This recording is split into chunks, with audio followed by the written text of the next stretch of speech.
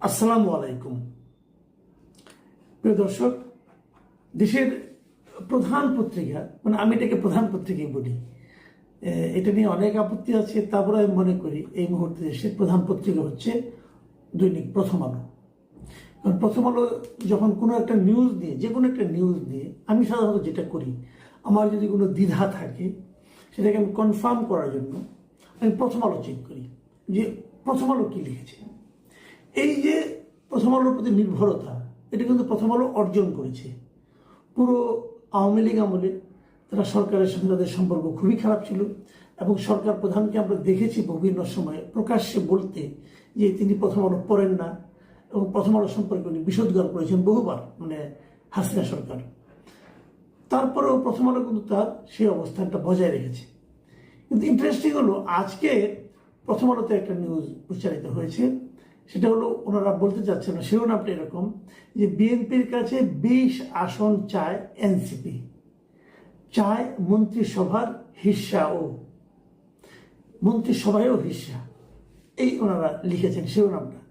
ভেতরে মূল বক্তব্যটা হলো যে এই নির্বাচনকে কেন্দ্র করে এখন তো বিএনপি অথবা এনসিপি অথবা জামাত অথবা অন্যান্য এবি পার্টি এবং অন্যান্য পার্টি যেগুলো আছে তারা তো নানা ধরনের নির্বাচনী জোট করছে, যে কার সঙ্গে কে জোট করে নির্বাচন করবে।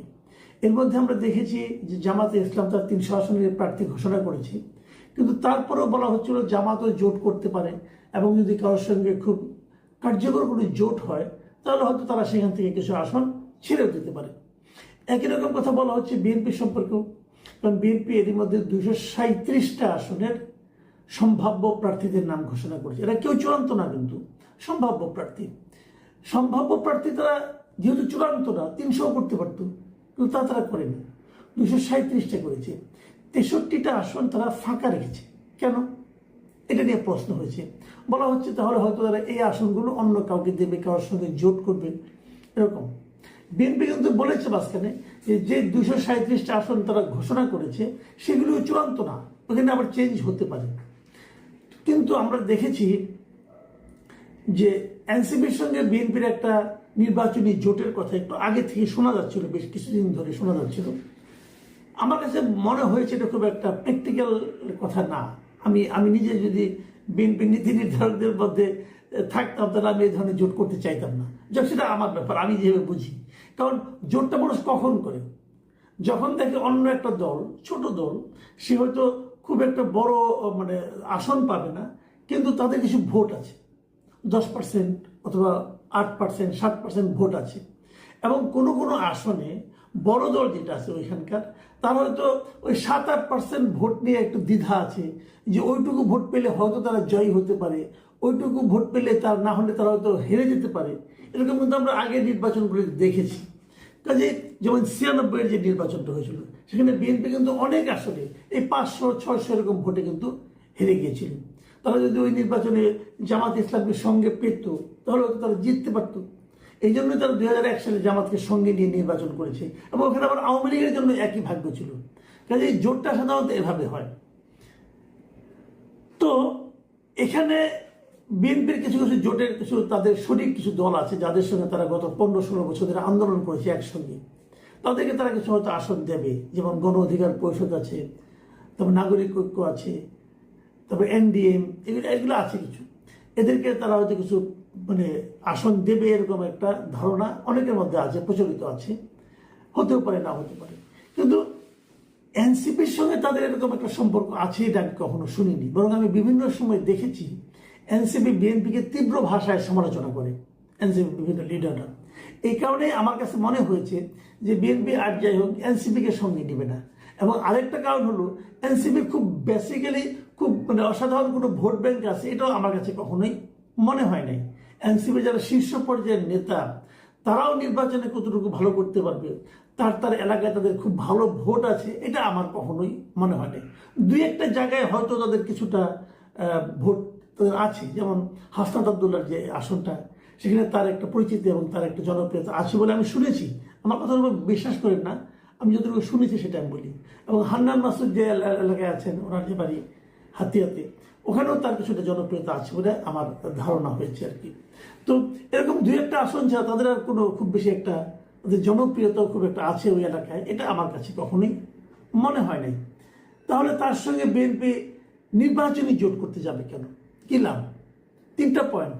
একটা হলো, এর সঙ্গে জোট করলে আপনার ক্ষমতায় যাওয়াটা নিরঙ্কুশ হয়, দ্বিধাহীন হয়, সন্দেহমুক্ত হয়, এটা একটা। দ্বিতীয় কারণ হলো, এখানে তাদের অনেক ভোট আছে, সেই ভোটগুলি তারা প্রায় জয় হয়েই যাবে হয়তো বা, তাহলে তাকে একটু আমরা হেল্প করি, এইটা একটা। আরেকটা হতে পারে, এই দলের সঙ্গে আমার নীতিগত অনেক মিল আছে, বিভিন্ন সময়ে আমাকে তারা মরাল সাপোর্ট দিয়েছে, অতএব তার সঙ্গে আমি জোট করব, যেটা নাকি এই যে মাহমুদুর রহমান মান্নার দল অথবা নুরুল হক নূরের দল অথবা জুনায়েদ সাকির দল, এগুলির সঙ্গে তার কিন্তু একটা এই ধরনের ঐক্য আছে, যে তাদেরকে মরাল সাপোর্ট তারা বিভিন্ন সময় দিয়েছে। কিন্তু এই এই সাপোর্টটা তো এনসিপির কাছ থেকে পায়নি, তাহলে তারা এনসিপির সঙ্গে জোট করবে কেন? তাও আবার 20টা আসন দিয়ে। ভাবেন, কেবল 20টা আসনই না, কিছু কিছু কিন্তু তারা মন্ত্রিত্ব চাচ্ছে, তারা মিনিমাম 3টা মন্ত্রিত্ব চাচ্ছে। এই নিউজটাতে এই কথা বলা হয়েছে।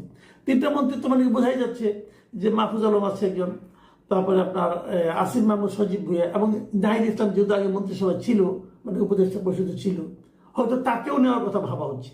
তো এই ধরনের একটা, তো এই যে রিপোর্টটা, আমি রিপোর্টটা মানে মোটামুটি মন দিয়ে পড়লাম, আমি কোথাও এখানে দেখলাম না তো ওনারা এটা কার সঙ্গে কথা বলে এই রিপোর্টটা করেছে।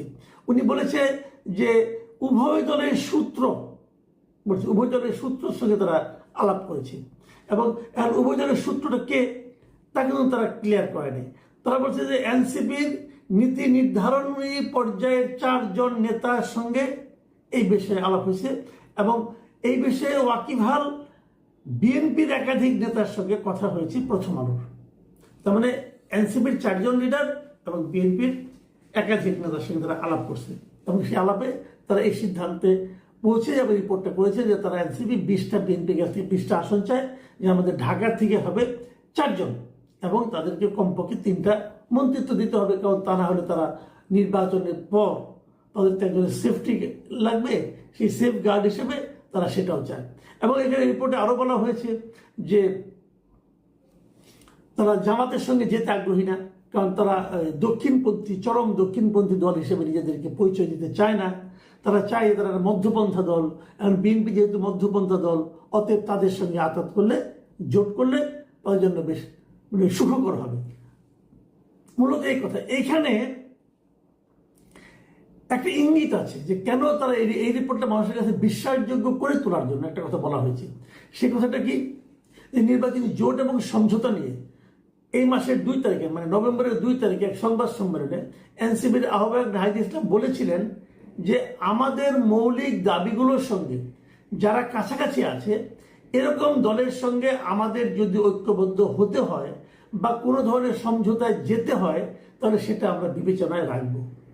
এই যে কথাটা 2 তারিখে বলেছেন, আমার ধারণা এই রিপোর্টার সাহেব এইটাকে কেন্দ্র করে তার চিন্তার কল্পনার পাখাগুলি মেলেছেন, আমার ধারণা। আর আমি কল্পনার কথাটা বললাম কেন সেটা আমি বলছি একটু পরে। সেটা হলো গিয়ে, হয়তো অনেকে আপনারা বলতে পারেন যে এই জোটের কথা তারা যে বলছে, প্রায় সকল আসনেই তো বিএনপি মনোনয়ন দিয়ে দিয়েছে তাদের, যেমন হাসনাত আব্দুল্লাহর আসন, অথবা আপনার হান্নান মাসুদের আসন, অথবা নাসিরউদ্দিন পাটোয়ারির আসন, এগুলি সবগুলি তো তারা দিয়ে দিয়েছে। তাহলে এখন কি হবে? এই রিপোর্টে এমনও বলা হয়েছে দেওয়া হলেও পরে সেগুলো আবার উল্টো করা হতে পারে, এই ধরনের একটা সম্ভাবনার কথা বলা হয়েছে।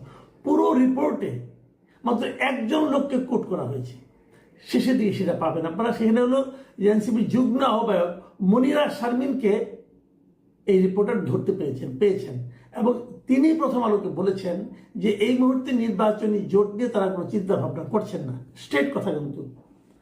তাহলে পুরো রিপোর্টটা তো ওনার যে স্পেকুলেশন, তা কিন্তু মনিরা শারমিন কিন্তু নাই করে দিল। ইন্টারেস্টিং হলো, এই রিপোর্টটা প্রকাশিত হওয়ার পর আমি বেশ কয়েকটা পত্রিকায় এই ধরনের নিউজ দেখলাম। তার মধ্যে যেমন দৈনিক কালবেলা তারা এই নিউজটা করেছে, একই জিনিস আমি সেটাও পড়ে দেখেছি, মোটামুটি একই ধরনের কথা। মানে প্রথম আলোতে যা লিখেছে ওইটাই মোটামুটি বলা যায় যে রিপ্রোডাকশন তারা করেছে।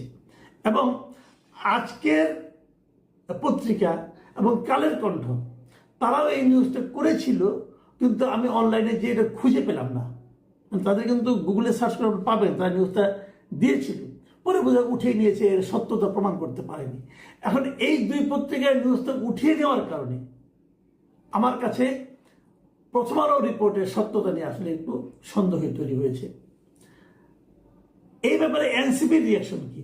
এনসিপি কিন্তু একটা বিবৃতি দিয়েছে এবং তারা বিবৃতি দিয়ে বলেছে এই ধরনের কোন রকম মন্ত্রিসভার আসন কিংবা মন্ত্রিসভার পদ তারা চায়নি। এই সংবাদটা পুরোপুরি বিভ্রান্তিকর এবং বিভ্রান্তিকর এই বিবৃতিটা, এই প্রতিবাদ, এটা আপনার ওনাদের যে বিবৃতি, অফিসিয়াল বিবৃতি, এটা একাধিক মিডিয়াতে প্রচারিত হয়েছে। আমার কাছে ইন্টারেস্টিং একটা পয়েন্ট আছে। সেই পয়েন্টটা হলো যে এই ব্যাপারে এনসিপির যিনি মানে একজন শীর্ষস্থানীয় নেতা, মুখ্য সমন্বয়ক নাসিরউদ্দিন পাটোয়ারি, তাকে সাংবাদিকরা জিজ্ঞেস করলে তিনি খুব চমৎকার একটা কথা বলেছেন। এটা আমাদের রস আছে, বাট ইন্টারেস্টিং। তিনি বলেছেন 20টা সিট ও 3 জনের মন্ত্রিত্ব দেওয়ার বিষয় নিয়ে প্রথম আলোর প্রকাশিত খবর মিথ্যা। দেশের সংকটকালে আগুনে ঘি ঢেলে দেয় প্রথম আলো। দেশের সংকটকালে প্রথম আলো আগুনে ঘি ঢেলে দেয়। তারপরে বলছে মতি ভাইকে বলবো, মানে প্রথম আলো যিনি সম্পাদক মতিউর রহমান, তাকে উদ্দেশ্য করে বলছেন যে মতি ভাইকে বলবো আপনি হয় সাংবাদিকতা করেন না হয় রাজনীতি করেন, প্রয়োজনে এনসিপি থেকে আমরা আপনাকে মনোনয়ন দেব। দেখেন, নাসিরউদ্দিন পাটোয়ারি অনেক সময় অনেক কথা বলেন, উল্টাপাল্টা কথাও বলেন, আক্রমণাত্মক কথা বলেন, হাস্যরস তৈরি হতে পারে এমন কথাও বলেন। কিন্তু ওনার এবারে যে কথাটা, এই কথাটাকে কিন্তু আমি খুব সিরিয়াসলি নিয়েছি এই কারণে উনি কিন্তু মতিউর রহমানের মতো একজন সাংবাদিককে রসিকতার ছলে বলেছেন যে একজন সম্পাদক হিসাবে আপনার করণীয়টা কি। এবং আমিও বলবো জনাব মতিউর রহমান, আপনি সম্পাদক হিসাবে কিন্তু এখানে সেন্সিবল কোনো আচরণ করতে পারেন নাই।